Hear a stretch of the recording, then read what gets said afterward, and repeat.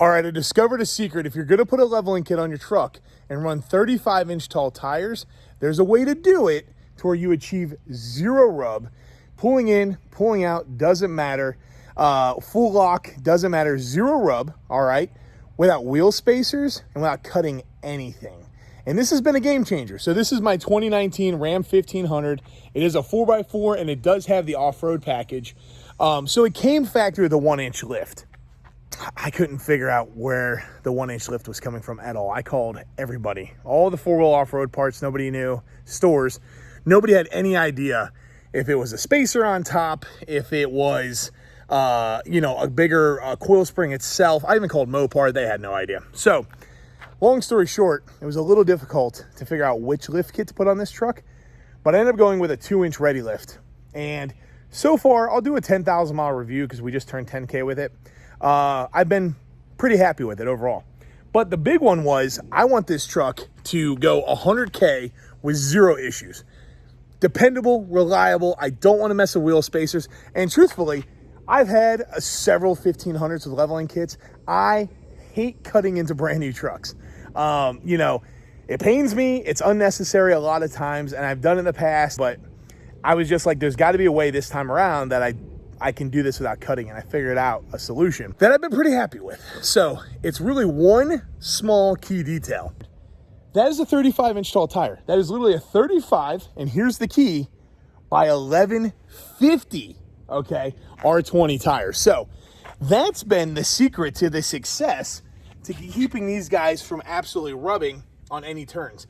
It's still a really wide tire. It's still a nice, thick, meaty off-road tire, but it's just an inch more narrow. It is a true 35. Here, I'll show you guys. True 35, because I'm running the factory rim, and I like the factory rim a lot. I think it looks good, and I really wasn't even in the market to get an aftermarket wheel. So that's what led me to go, wait a minute, what if we run a little more narrow of a tire? Side stance there. They fit perfectly at the fender well, right? You still have a really nice, thick tread pattern.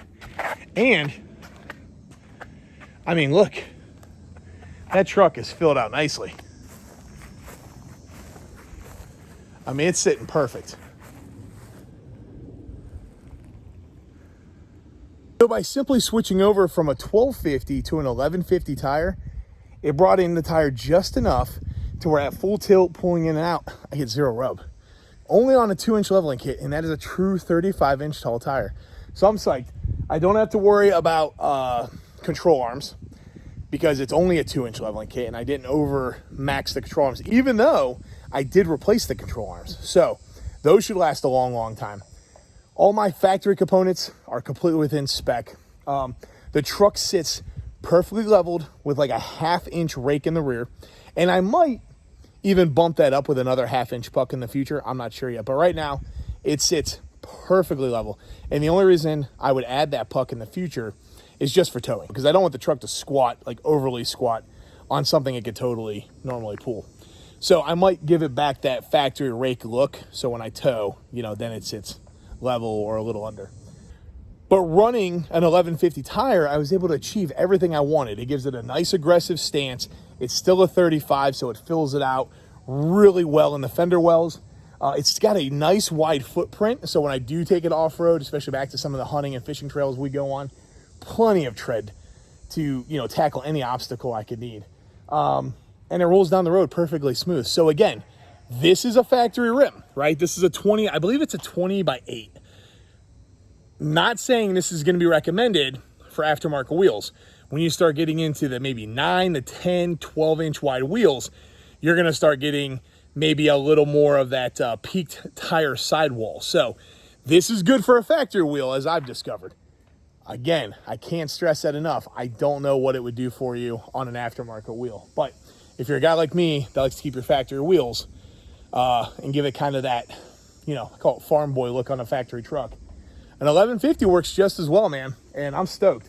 And I didn't have to cut up my truck, which made me really happy, and I don't have to worry about wheel spacers and extended lugs and all that crap. So, a little hack I kind of found along my journey here. plan on having this truck for a while, but any future trucks, I'll probably kick over to 1150s because they're just as good and just as easy.